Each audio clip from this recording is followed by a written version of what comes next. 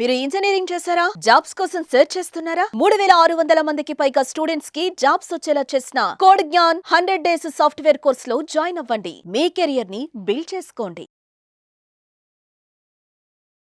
నమస్కారం మేడం. నమస్తే మా. మేడం, ఈ మధ్య కాలంలో మనం చూస్తే చిన్న చిన్న వయసులోనే లవ్ అఫైర్ పెట్టుకోవడం చూస్తూ ఉన్నాం. అది కూడా వాళ్ళ వయసుతో కాకుండా పెద్ద వయసుతోటే వాళ్ళు లవ్ అఫైర్ పెట్టుకోవడం అండ్ ఇంటి నుంచి పారిపోవడం అండ్ అలాగే డబ్బు తీసుకొని ఆ అమ్మాయి గురించి ఖర్చు చేయడం, ఇవన్నీ మనం చూస్తూ ఉన్నాం. అంటే ఎందుకు ఇలా జరుగుతుందంటారు? దీన్ని ఎలా మనము కంట్రోల్ చేయొచ్చు? అంటే కంట్రోల్ అంటే ఎలా ఓవర్కమ్ చేయొచ్చు పేరెంట్స్ యాంగిల్ ప్రకారంగా మనం చూస్తే? అంటే ప్రతిదీ పేరెంట్స్కి రిలేట్ అయ్యి ఉండదు.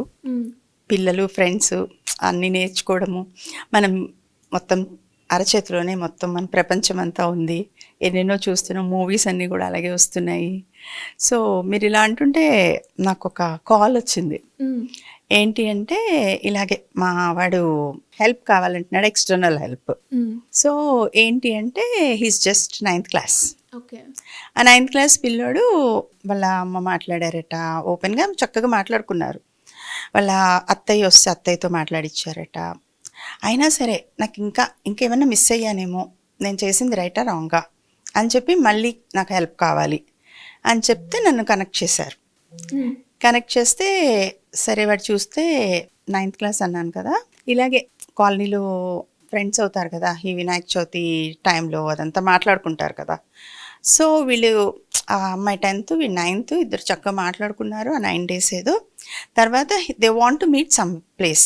ఈ పిల్లోడికి ఇంట్లో ఫ్యామిలీతో చాలా మంచి బాండ్ ఉంది. అమ్మతో అన్నీ మాట్లాడతాడు, అన్నీ షేర్ చేస్తాడు. ఈ విషయం షేర్ చేయలేదు. సరే ఇంతకీ వాడికి ఒక చెల్లుంది. అది ఎట్లా అంటే ఆడ లక్ష్మణ స్వామి అనమాట, అన్నకి చాలా హెల్ప్ఫుల్. ఓహో, అంటే ఈ విషయంలో కూడా సపోర్ట్ అట. ఒక్క ముక్క కూడా ఆ పాపాయికి తెలిసినా కూడా ఒక్క ముక్క కూడా వాళ్ళ మమ్మీ క్లిక్ చేయలేదు వాళ్ళు. సరే మొత్తం మీద వాడు పాపని కలుద్దాం అనుకున్నాడు. వాడికి బైక్ రాదు, ఏం రాదు, ఇంకా ఇవ్వరు కదా అప్పుడే 14 years అంటే బైక్ అది ఇవ్వరు కదా. సో వాళ్ళ అమ్మ స్కూటీ తీసుకొని బయలుదేరాడంట, మధ్యలో పడిపోయాడట. పడిపోతే దెబ్బ తగిలి కూడా మళ్ళీ డ్రైవ్ చేసుకెళ్ళాడు. ఎందుకు? చెప్పిన టైంకి నేను అక్కడ ఉండకపోతే తను వచ్చి డిసప్పాయింట్ అవుతుంది అనేసి.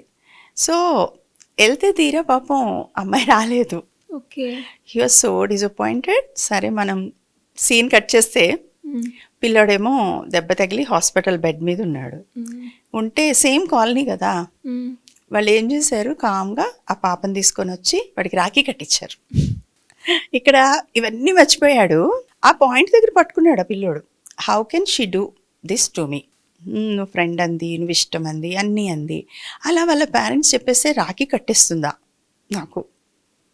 సో మీరు చెప్పండి అలా ఎలా చేసింది అని చెప్తే ఆల్మోస్ట్ 1 hour ప్లస్ మాట్లాడాం.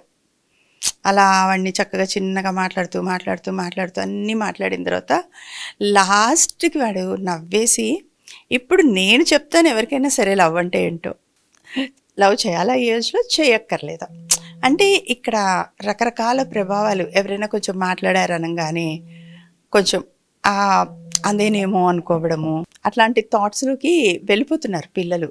ఎందుకంటే మీడియా అట్లానే ఉంది కదా, మనం చూసేవన్నీ అట్లానే ఉన్నాయి.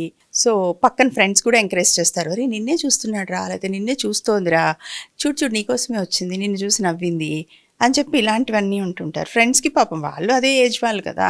సో మొత్తం నెమ్మదిగా అసలు ఏం చేద్దాం అనుకున్నారు, ఎలా ఉందామనుకున్నారు, అసలు నీ థాట్ ఏంటి అంటే, ఇంత డీప్గా ఆలోచించాలా ఈ విషయాన్ని అని అడిగాడు. అంటే పాపం వాళ్ళకి నిజంగా తెలియదు, ఏదో అనుకుంటారు.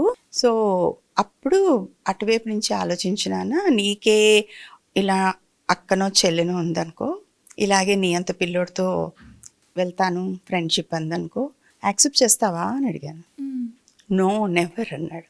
మరి same happens with other side కదమ్మా. So this is the age, మీరు చదువుకోవాలి, ఎదగాలి, తెలుసుకోవాలి, ఇవన్నీ ఇప్పుడు కాదు అంటే అప్పుడు నెమ్మదిగా అర్థమైందనమాట. సో వాళ్ళకి ఆ తేడా తెలియట్లేదు, ఇన్ఫాక్చుయేషనా లేకపోతే అది లవ్వా, లేకపోతే అసలు ఇప్పుడు వెళ్ళిపోతే ఏం చేస్తాము, ఎక్కడ ఉంటాము, ఇలాంటివన్నీ కూడా వాళ్ళ చిన్ని బుర్రలకి అర్థం కావట్లేదు.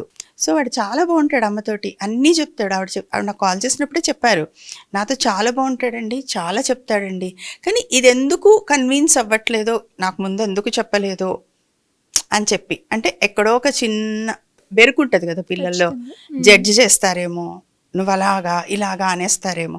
అదే థర్డ్ పర్సన్ అయితే అలా అనరు కదా, ముందు వింటారు కదా. సో థర్డ్ పర్సన్గా మన దగ్గరకు వచ్చారనమాట వాళ్ళు. ఓకే.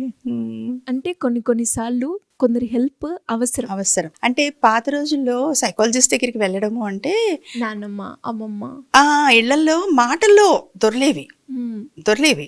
ఇప్పుడు చిన్న చిన్న ఫ్యామిలీస్ అయిపోయినాయి, బిజీ లైఫ్ అయిపోయింది. తర్వాత ఇంకోటి ఏంటి అంటే ఈ రోజుల్లో కూడా ఇంకా సైకాలజిస్ట్ అనగానే పిచ్చి వాళ్ళు వెళ్తారు. ఇప్పుడు మారుతున్నారు. మనకి సాయం కావాలంటే, ఒక ఆలోచన కావాలంటే వెళ్తాము అని. నేను అందుకే ఎక్కడికన్నా వెళ్తే, నేను చాలా స్కూల్స్కి వెళ్తూ ఉంటాను అడాల్సెంట్స్ పిల్లలతో మాట్లాడడానికి. నేను అదే చెప్తాను, అరే బాబు సైకాలజిస్ట్ అంటే మెంటల్ డాక్టర్ కాదురా, మైండ్ డాక్టర్ అంటూ ఉంటాను. సో పిల్లలు కనెక్ట్ అవుతారనమాట తొందరగా. అంటే సైకాలజీ అనగానే పిచ్చి అనుకునే స్టేజ్లోంచి దాటాము, బట్ స్టిల్ మోర్ ఇంకా కూడా తెలుసుకోవాల్సిన పరిస్థితి అయితే ఉంది ఇంకా కూడా. డెఫినెట్గా madam. Thank you so much. Welcome నానా. సుమన్ టీవీలో మీ పర్సనల్ అండ్ బిజినెస్ ప్రమోషన్స్ కోసం కింది నెంబర్కి కాంటాక్ట్ చేయండి.